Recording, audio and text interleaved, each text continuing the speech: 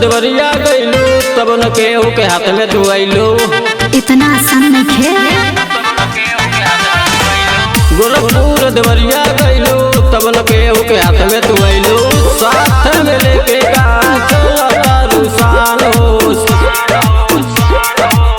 Madam सुनो हम होइए बाबू चौहान जी के माल हो। हम होइए बाबू चौहान जी के माल हो।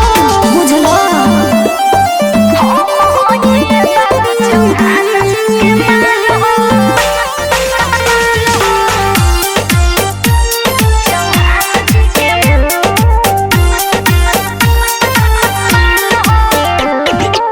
ऐसे जो पहिनी के चलबू जिनसे या चोली लइकन के मन होता तारो के छोली।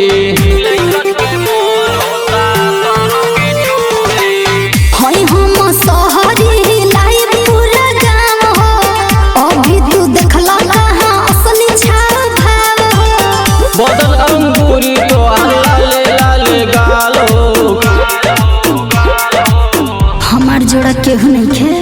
हम होइए बाबू चौहान जी के माल हो। हम होइए बाबू चौहान जी के माल हो। नजर मत डालो।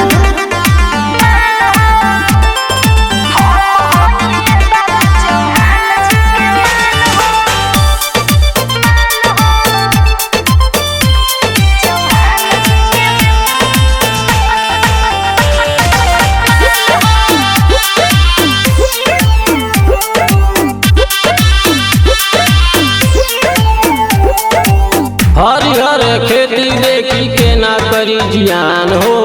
बजहा के लइकन के डोले लाई मान हो।